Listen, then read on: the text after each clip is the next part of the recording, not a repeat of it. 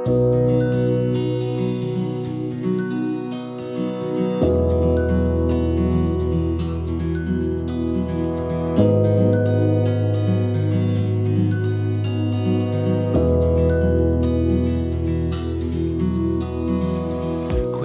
baie welkom by hierdie uitsending. Dis Advent en ons is besig om te kyk na die storie van Jesus se geboorte. En daar's 'n baie vreemde verhaal. Wyse manne wat uit die ooste uitkom. Baie van ons word groot met die storie en ons dink nie eintlik daaroor nie, maar dit gaan teen alles. Om te dink dat mense uit die ooste uitkom om geskenke te bring, gelei word deur 'n ster om hom te aanbid. In Matteus se vertelling is daar 3 groot rolspelers. Dis Herodes, dis die skrifgeleerdes en dis hierdie mense uit die ooste uit. Wat is dit wat Matteus probeer tuisbring by ons om hulle op te sit as die groot rolspelers by die geboorte? Kom ons kyk na Herodes. En ek wil veral miskien deur die lens van bewussyn kyk na hierdie storie en hoe dit ons dalk kan help om ons storie in hierdie storie te vind. En toe koning Herodes dit hoor by die mense uit die ooste uit, dat die koning gebore is, was hy baie ontsteld gewees. So wat ons agterkom van Herodes, is dat hy baie bewus was. Hy was oopok gewees.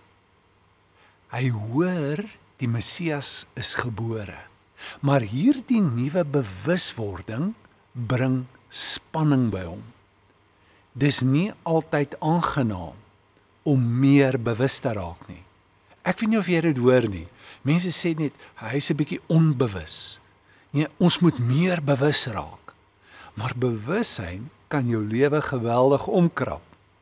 Veral 'n bewussyn van God en van wat hy besig is om te doen in jou lewe. Gerald May, 'n psigiater wat baie sterk met 'n sterk psigospirituele benadering sê dat verknogthede waarmee ons sit, attachments, veroorsaak dat ons geweldig bedreig word as ons meer bewus raak. Van onsself byvoorbeeld, dat daar dinge is wat ek moet verander, dinge is wat nie so goed is nie. 'n Groter bewussyn kan bydra tot 'n baie beter lewe. Maar dit bedreig wie jy is, die lewe wat jy nou het. En dis wat met Herodes gebeur. Hy sit in 'n paleis, namens die Romeine regeer hy, dit gaan baie goed met hom, hy het mag, hy het geld, hy het aansien, maar hy is verknog aan hierdie goed. Jy moet nie aan sy geld vat nie, moenie aan sy mag vat nie, moenie aan sy aansien vat nie. Dan sy omgekrap toe hy hoor, daar is iemand wat gebore word wat oor 20, 30 jaar die leier kan word. Toe is hy baie ontstel daarmee. Dis die bril waarmee hy na die wêreld kyk. Kyk, ons sien eintlik soos wat ons is. Ons sien nie soos wat dit is nie. Jy weet, Paulus skryf vir Titus en sê, vir die reine is alles rein. Jy kyk soos wat jy is. En hy het hierdie selfbeheptheid, hierdie ingekeerdheid op homself. En so hy evalueer alles. Hy sien alles deur die bril van, hoe gaan dit my beter laat lyk? Hoe gaan ek hierdeur verryk kan word? En as dit enigsins nie kan bydra nie, verwerp hy dit. Is Augustinus wat die eerste keer die toestand van die mens beskryf het as homo incurvatus en sei. Dis die Latynse woord om te sê homo mens incurvatus wat ingekeer is op homself. Dit was een van die groot uitdrukkinge, slagspreuke van Luther met die hervorming ook. Dat dit ten diepste is wat verkeerd geloop het en verkeerd is met die mens. 'n bewussyn en 'n ingekeerdheid net op jouself. So, ander se pyn is nie vir my eg nie. Dit raak my nie eintlik nie. Dis net my eie wêreld, my eie lewe.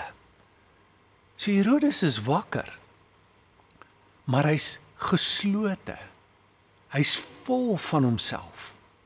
Sy kop hardloop met bekommernis en probleme wat hy sekerlik het met die regering, met bedreigings, met mense wat nie belasting betaal nie, met mense wat hom teenstaan. En hierdie nuwe bewussyn van Christus lei tot verset. Hy wil beheer. Hy wil nie sy lewe opgee nie. Wel, dit is seker beter as die massas wat nie eintlik omgee vir die Messias nie. Ons lees nie dat hulle gedraai is of diep geraak is daardeur nie. Hy's wakker, hy's bewus, maar wat hy daarmee doen, is nie goed nie. So hier is die groot vraag en die groot uitnodiging vir ons, dat die boodskap van Kersfees dieselfde effek op ons kan hê. Dat ons net te opgeneem is met onsself, dat dit eintlik enige betekenis vir ons kan hê.